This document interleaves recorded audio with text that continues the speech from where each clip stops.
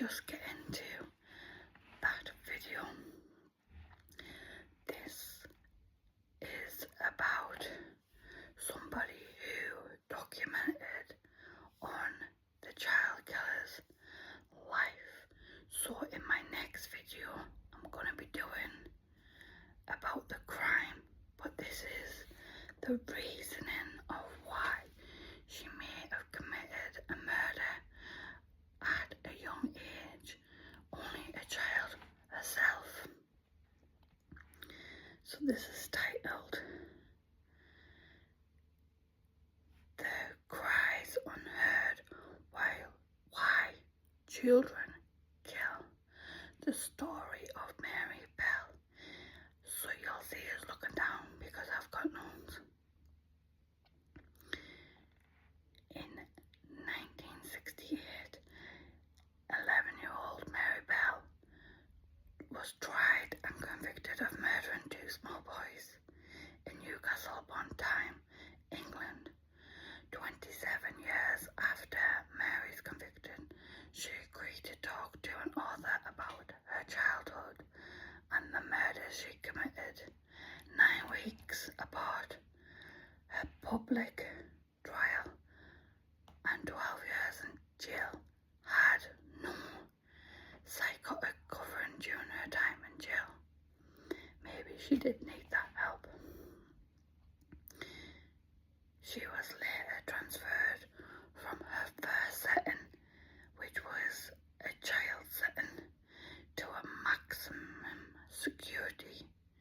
When she became an adult, she discussed her early childhood and sexual abuse, as well as her adolescence, her life in jail, the influences of the mother who directed the sexual abuse to which she was subject to. This suggests Mary's childhood experience was very influenced in the murders, but again, that is no reason for her to murder. And maybe she needed help, but maybe she didn't know how to get help and nobody was caring, so maybe that's her way of dealing with it, but it was a very wrong way of dealing with it.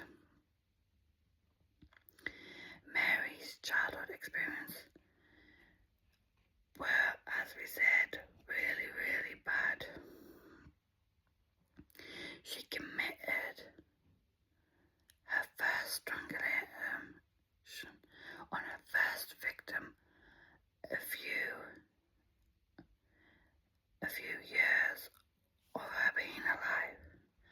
Her first victim was 4-year-old named Martin Brown, and this left haunting confession notes for his family. 2 months later, Mary killed and mutilated again. This time, Brian. She tried to strangle 7 other children, but she didn't succeed in going through with the whole killing. She said she would have continued to kill before she got caught and was put into prison. When she was released at 23, so still was able to enjoy her life. What's your thoughts on being released at 23? Do you think that was too young? However, this was because she served her full 12-year sentence. Do you think that she should have been sentenced to more? Do you think that it was because it was the early 80s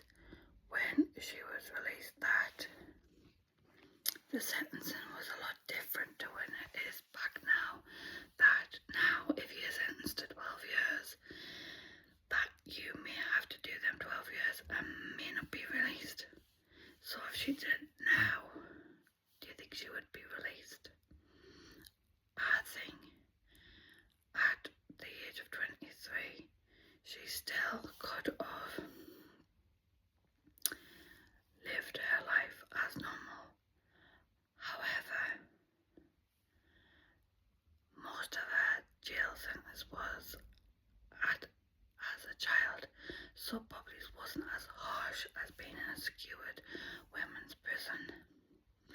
So next week on Monday I will be doing about the killers of Martin Brown and Brian. I'll catch you all in Wednesday's video because Wednesday's the first